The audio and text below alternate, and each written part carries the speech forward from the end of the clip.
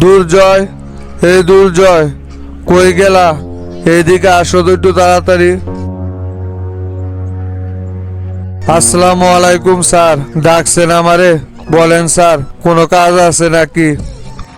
হ্যাঁ দুর্জয়, খুবই গুরুত্বপূর্ণ একটা কাজে যাইতে হইব তোমাকে এখন। শোনো দুর্জয়, স্বরাষ্ট্র দপ্তর থেকে নির্দেশনা আইছে, আজকে দিনের ভিতরেই মোল্লা এবং তরিকুলকে আমাদের গ্রেপ্তার করতে হইব। তাই যত তাড়াতাড়ি সম্ভব মোল্লা এবং তরিকুলকে গ্রেপ্তার করার ব্যবস্থা করো। ইমিডিয়েটলি তুমি টিম নিয়ে চলে যাও, ওদেরকে আজকে যেভাবে হোক ধরতে হবে। স্যার আপনাকে অনেক ধন্যবাদ। আমি অনেক দিন যাবৎ এরকম একটা নির্দেশনারই অপেক্ষা করতেছিলাম। এই শয়তান দুইটাকে আমার নিজের হাতে গ্রেপ্তার করার অনেক বড় একটা ইচ্ছা ছিল। আজকে আমার সেই ইচ্ছাটা মনে হয় পূর্ণ হইব। এ মোল্লা আর তরিকুল যে পরিমাণের গিরিঙ্গিবাজি কইরা দেশের ক্ষতি করে বেড়াইতেছে, এতে করে এদের কোনোভাবেই জেলের বাইরে থাকার বিন্দু পরিমাণ কোনো অধিকার নেই। আমি যত তাড়াতাড়ি সম্ভব এই বেটা দুটারে হাত করা পড়াইয়া টানতে টানতে থানায় নিয়ে আসতেছি। আকাম কুকাম করলে তো এরকম পরিস্থিতিতেই পড়তে হইব। দেশের ক্ষতি করে আজ পর্যন্ত দেশে কেউ টিকতে পারছে? এরাও কোনোদিন দেশের ক্ষতি কইরা এই দেশে টিকতে পারবে না। কথাটা ভালো করে মনে রাখো, যে যেরকম করবে তার সেই রকম ফলই ভোগ করতে হইব। কথাটা মনে রাখো। আমাদের কাজ হচ্ছে এই সমস্ত দুর্নীতিবাজদেরকে গ্রেপ্তার করা। তুমি এর দেরি করো না, আর ইমিডিয়েটলি চলে যাও। তা না হলে ওরা কিন্তু যে কোনো সময় গা ঢাকা দিতে পারে। তাই ওদেরকে যত দ্রুত সম্ভব গ্রেপ্তার করার ব্যবস্থা করো। লক্ষ্য রাখবা ওরা যেন কোনোভাবেই পালাতে না পারে, তাহলে কিন্তু শামসুর কাছে জবাবদিহি করতে হইব। না না স্যার, আপনি চিন্তা করেন না, একটা শয়তান রেও আমি আমার হাত থেকে পালায় যাইতে দিব না। ওরা যে জায়গায় লুকিয়ে থাক না কেন, সেইখান থেকেই খুঁজা বের করে নিয়ে আসবো। এত বড় একটা সুযোগ পাইছি আমি। আপনি কি মনে করেন এই সুযোগ আমি কোনোভাবে হাতছাড়া করব? যেইখানেই লুকায় থাকুক না কেন, সেইখান থেকেই ওদেরকে খুঁজে নিয়ে আসবো। আমি হাসানকে সঙ্গে নিয়ে তাহলে চলে গেলাম ওদেরকে গ্রেপ্তার করার জন্য। আচ্ছা দুর্জয়, ঠিক আছে, তাহলে তুমি হাসানকে সঙ্গে নিয়ে ইমিডিয়েটলি মিশনে বের হয়ে যাও। আমি স্বরাষ্ট্র দপ্তরে যাচ্ছি সেলিম স্যারের সাথে আলোচনা করার জন্য। কাজটা সম্পূর্ণ হইলে আমারে জানাইও, আর যত দ্রুত সম্ভব কাজটা সম্পূর্ণ করবা। কোনো নেতা মন্ত্রী যদি তোমারে ফোন দিয়া কোনো রকমের তদারকি করে, তাহলে সঙ্গে সঙ্গে নিষেধ করে দিবা। কারো ফোনের অপেক্ষায় থাকবা না কিন্তু। তাইলে তোফায়েল ভাই, আপনারা শামসুর বিরুদ্ধে প্রেসিডেন্টের সাথে কি আলোচনা করলেন? শামসু কি কোনোভাবে দল থেকে সরানো সম্ভব হইব? প্রেসিডেন্ট এই ব্যাপারে কি মতামত প্রকাশ করতেছে? নানা ফরহাদ, কোনো কাজ হইব না।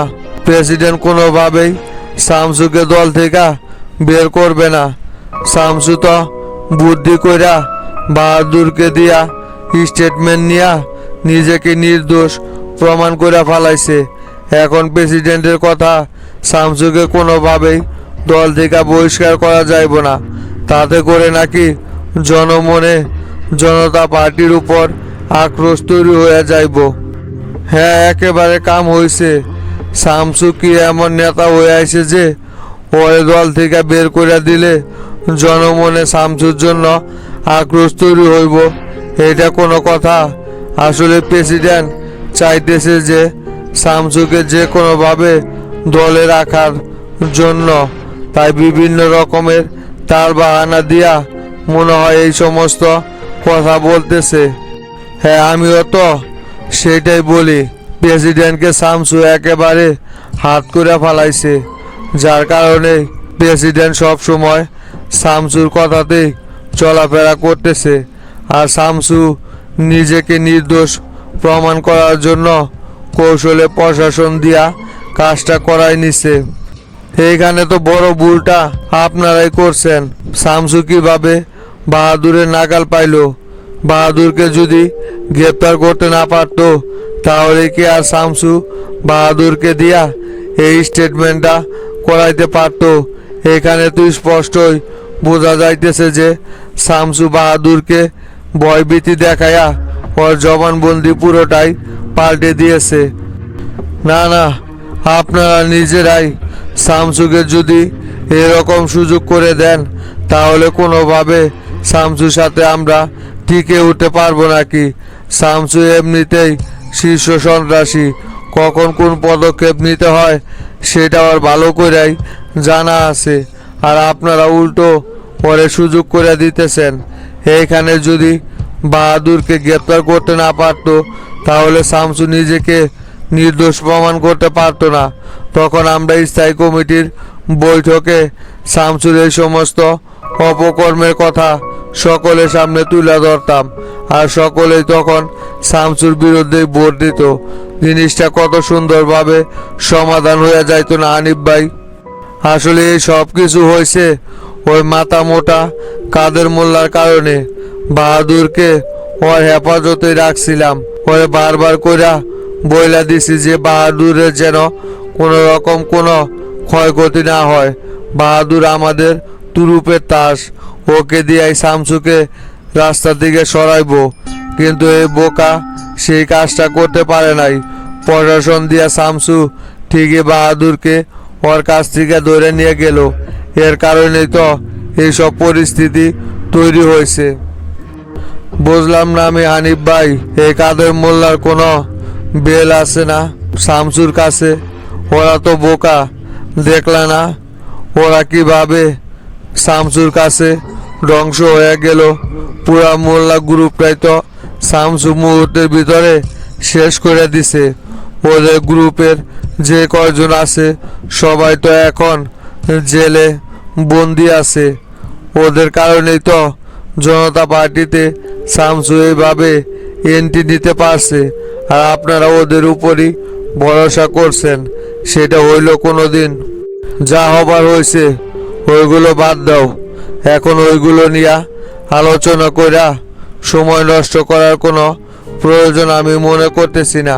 শোনো, এখন আমাদের হাতে শেষ রাস্তা হিসাবে শামসুকে স্থায়ী কমিটির বৈঠকে ওর বিরুদ্ধে সকলকে খেপিয়ে তুলতে হইব। যেভাবে হোক আমাদের পক্ষে ভোট যাতে বেশি পড়ে সেই দিকে নজর রাখতে হইব, তাহলে শামসুকে অপসরা করা সম্ভব হইব। একটা কথা মনে রাখো, শামসুর নেক্সট টার্গেট কিন্তু আমরা। এখন মোল্লা গ্রুপের পর সব চাইতে শামসুর বড় বাধা হচ্ছি আমরা।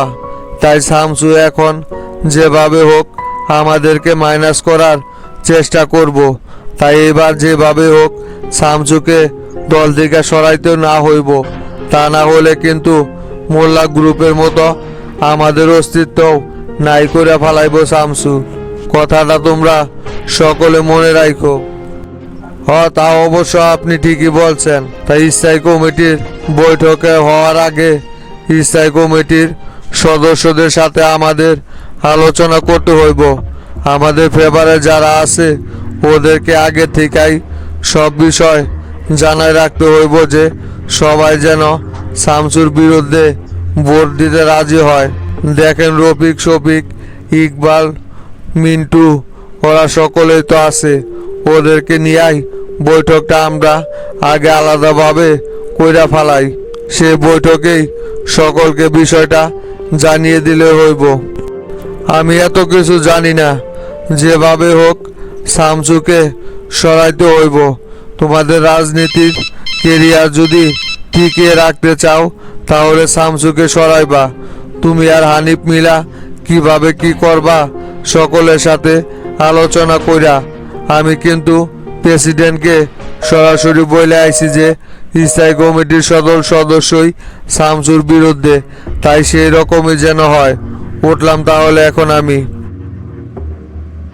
আসসালামু আলাইকুম লিডার। ওয়ালাইকুম সালাম। সেলিম আইস? বসো সেলিম। তা কি ব্যাপার সেলিম, শামসু কোথায়? শামসু তো এখনো আমার সাথে দেখা করতে আসলো না। লিডার, শামসুকে ফোন দিয়েছিলাম আমি।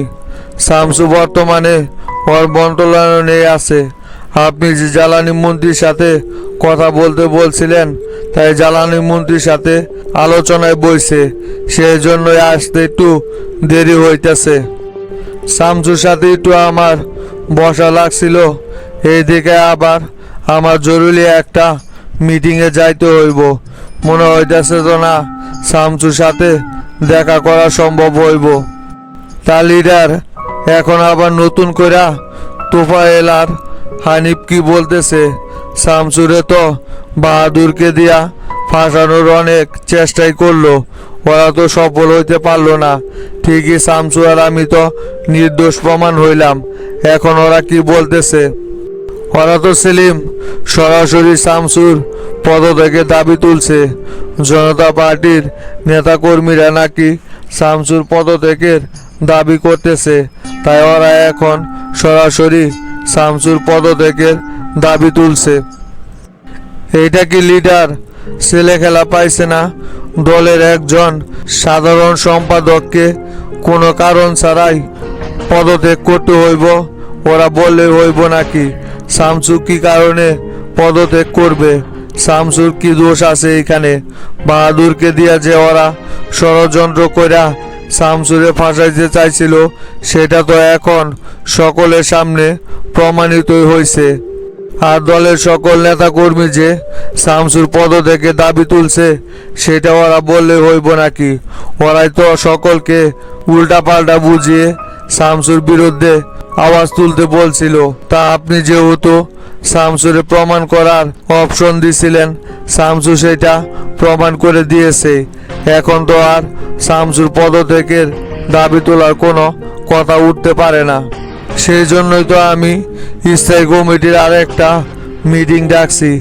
এইখানে পরবর্তী সিদ্ধান্ত নেওয়া হইব। সকলে যেটা চাইব আমিও সেই দিকেই মনোনিবেশ করব। ওরা যেহেতু দাবি তুলছে যে সকলে শামসুর পদত্যাগ চায়, তাহলে দেখি ওদের সেই কথা কতটা গ্রান্টেড আগামীকালকের মিটিংয়ে বোঝা যাইব।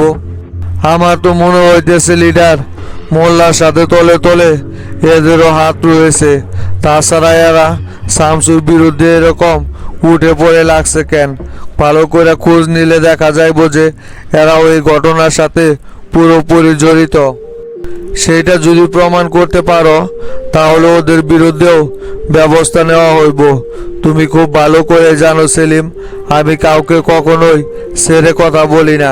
সে যেই হোক না কেন, অন্যায় করলে অবশ্যই অন্যায়ের শাস্তি তাকে পেতেই হইব। কোনো ষড়যন্ত্রকারী আমাদের বিরুদ্ধে ষড়যন্ত্র করে এখন পর্যন্ত টিকতে পারে নাই, আশা করি টিকতেও পারবো না। ওদের বিরুদ্ধেও দেখেননি অবশ্যই ওরা আমাদের বিপদে ফেলার জন্য কি কি পরিকল্পনা করছে, সেগুলোও সময় মতো সকলের সামনে বের হয়ে আসবেই। তুমি থাকো তাহলে সেলিম, আমার মিটিংয়ে আবার দেরি হয়ে যাইতেছে। মনে হয় সকলে উপস্থিত হয়ে গেছে। আমি তাহলে ওইখানে গেলাম। শামসুর সাথে পরে এই ব্যাপারে কথা বলবো নি আমি।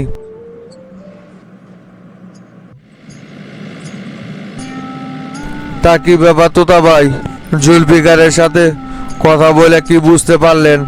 সত্যি কি শফিকের সাথে হাত মিলিয়ে কাজ করতেছে নাকি ও?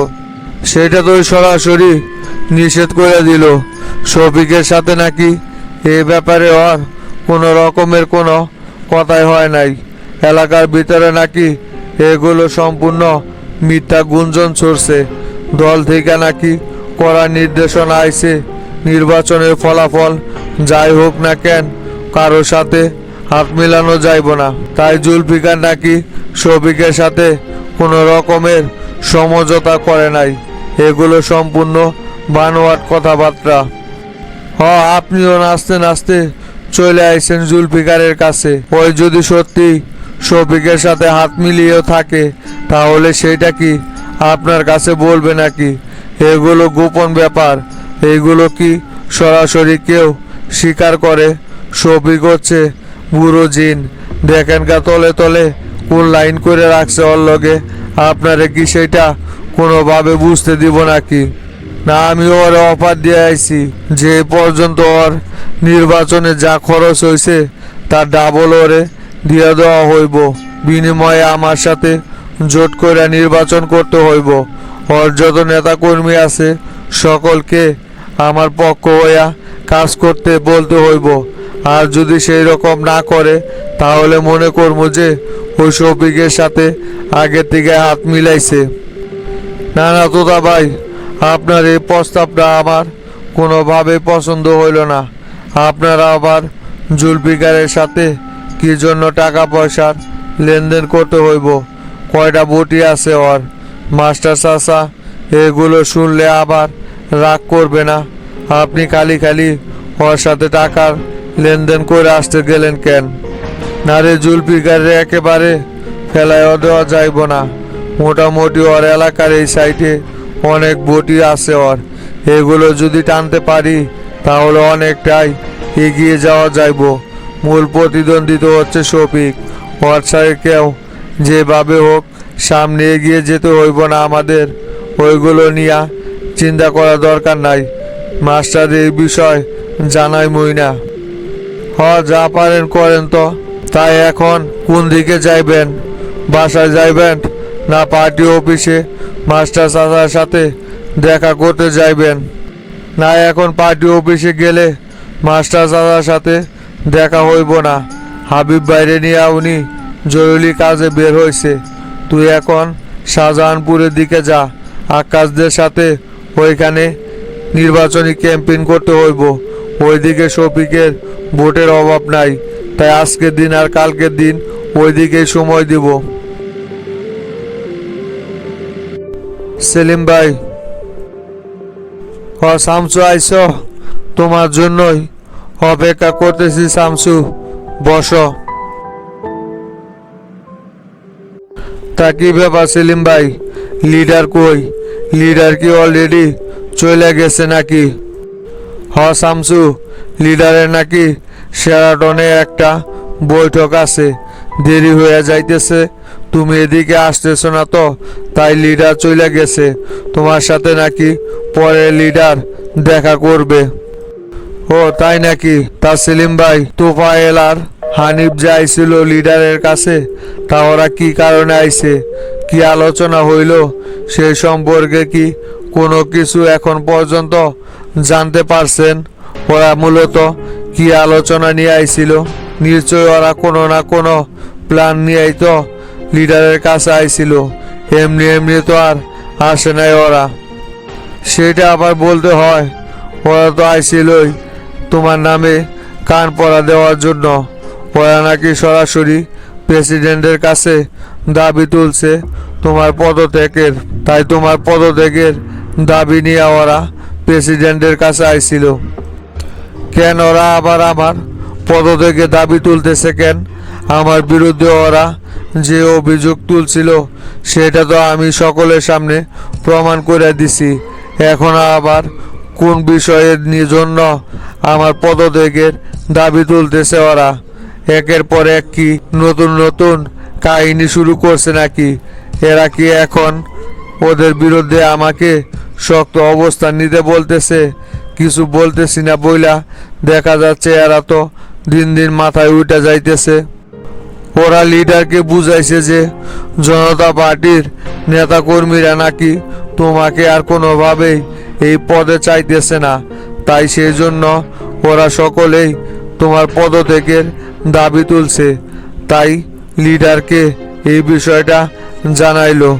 অবশ্য লিডার ওদের কথার কোনো গুরুত্ব দেয় নাই। আগামীকালকে লিডার স্থায়ী কমিটির একটা বৈঠক ডাকছে। সেখানেই সকলের মুখে লিডার সিদ্ধান্ত শুনবে। হ্যাঁ, ভালো হয়েছে, সকলের সামনে সেটা প্রমাণিত হোক শামসুকে কে কে চায় আর কে কে না চায়। আমার দৃঢ় বিশ্বাস দলের যারা সিনিয়র নেতাকর্মী আছে ওরা সকলেই আমাদের কর্মকাণ্ডের উপর অবশ্যই সন্তুষ্ট। শুধু গুটি কয়েক শিয়ালেরই অসুবিধা হচ্ছে আমার জন্য। এদেরকেই সরাইতে পারলে অবশ্যই আর কোনো ঝামেলায় হইব না। তাহলে আগামীকালকেই মিটিংয়ে সকলে সিদ্ধান্ত নিবেনি। লিডারও সেই রকমই জানাইছে ওদের। আমারও বিশ্বাস আছে যে দলের যারা একনিষ্ঠভাবে কাজ করে যায় ওরা কখনোই আমাদের বিরুদ্ধে যাইব না। তা সেলিম ভাই, মোল্লার গ্রেপ্তারের বিষয়টা কি করলেন? সম্রাট কি এটা নিয়ে কোনো রকমের কোনো পদক্ষেপ নিতেছে? কিছুই তো জানাইলেন না। এদিকের ব্যস্ততার কারণে তো সম্রাটের সাথে আমার এই ব্যাপারে কথাই হইল না। এবার কিন্তু আর কোনো রকমের কোনো ভুল করা যাইব না। প্রেসিডেন্ট সরাসরি নির্দেশ দিছে মোল্লাকে এবার যেভাবে হোক গ্রেপ্তার করতে হইব। ওরে এবার যদি খাঁচায় ভরতে পারি আর কখনোই বের হইতে পারবো না এইখান থেকে। শামসু, সম্রাট কিছুক্ষণ আগে আমারে ফোন দিছিল। ওই নাকি অলরেডি মোল্লা তরিকুলকে গ্রেপ্তার করার জন্য টিম পাঠিয়েছে। আশা করা যায় কিছুক্ষণের ভিতরেই মোল্লাকে গ্রেপ্তার করা যাইব। তাইলে ওঠেন সেলিম ভাই, এখানে বসে থেকে আর কি করব? লিডার যেহেতু নাই, বিকেলে ওনার সাথে দেখা করবনি। দপ্তরে যাই, চলেন, কাজ আছে অনেক। মোল্লা ভাই, এখন তাহলে কি করবেন? আপনার নামে তো আবারও পুলিশ মামলা এন্ট্রি করে ফেলাইছে। যে কোনো সময় আপনাকে গ্রেপ্তার করতে পারে পুলিশ। বাহাদুর যে স্টেটমেন্ট দিছে আপনার বিরুদ্ধে, এতে করে তো আপনার এখান থেকে বাঁচার কোনো রকমের রাস্তায় দেখতেছি না। আপনি তো যে কোনো সময় পুলিশের কাছে গ্রেপ্তার হয়ে যাইবেন। হ্যাঁ, তাই তো দেখতেছি। এক এক করে সবাই তো আমার সাথে এরকম বেইমানি করতেছে। প্রথমে ওসি জব্বার কত বড় একটা বেইমানি করলো। সারা জীবন আমাদেরটা খাইয়া শেষ পর্যন্ত বাহাদুরকে ওই গ্রেপ্তার করলো। এখন বাহাদুর গ্রেপ্তার হয়ে আসেই আমার নামেই উল্টাপাল্টা বক্তব্য দিয়া আমাদেরও দেখতেছি মাছ নদীতে ফালাই দিল। কি করবেন ভাই, এটা শামসু অনেক বড় একটা খেলা খেলছে আমাদের সাথে। শামসু এমনভাবে খেলাটা ঘুরাইছে যেটা আমরা কখনো ধারণাই করতে পারি নাই। পুরো সিস্টেমটাকেই শামসু পাল্টে দিয়েছে। শামসুর এই বেড়া জালে সকলেই আটকা পড়া বাধ্য হয়ে আমাদের সাথে এইরকম বেইমানি করার সিদ্ধান্ত নিছে। তাছাড়া ওদের হাতেও কোনো রকমের কোনো অপশন ছিল না। এমনভাবেই শামসু সকলকে আটকাইছে। আসলে শামসুর টেকনিকই অন্যরকম ভাই।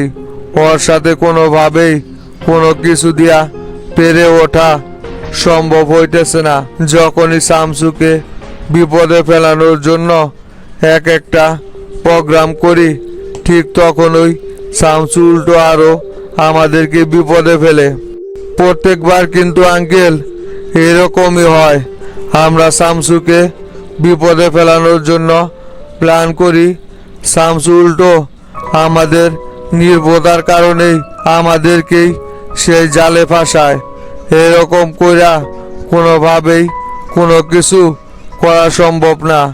আমি আজকে লিয়াকতের সাথে দেখা করার জন্য জেলে গিয়েছিলাম। পরে সব বিষয় খুইলা বললাম। বাহাদুর যে আমাদের সাথে এরকম বেইমানি করছে সেটাও বলছি। বাহাদুরের ব্যবস্থা ওই করতে চাইছে। তাই তো দেখতেছি রে, খুব পেসের ভিতরে পড়ে গেলাম। শামসু আমারে চারোদিক দিয়ে একবারে ঘিরে ধরছে। এখন এইখান থেকে কিভাবে বের হইব সেটাই তো বুঝতে পারতেছি না। এখন কি আবার নতুন করে আমারে সেই জেলে যাইতে হয় কিনা? একবার তো সভাপতিরে গোল খাওয়ায়া জেল থেকে বের হয়ে আসলাম। এবার যদি কোনোভাবে আবার জেলে যাইতে পারি তাহলে মনে হয় না যে এই জীবনে আর বের হয়ে আসতে পারবো। কি যে একটা ঝামেলার ভিতরে পড়া গেল, কিছুই তো এখন বুঝতে পারতেছি না। ইরফান আঙ্কেল, এত টেনশন করতেছেন কেন? শামসুর কাছে এইভাবে আমরা পরাজয় বরণ করতে পারি না। আমাদেরও অনেক কিছু এখন করার আছে। আপনি স্থায়ী কমিটির সদস্য তোফায়েল এবং হানিফ আঙ্কেলের সাথে বসতেছেন না কেন?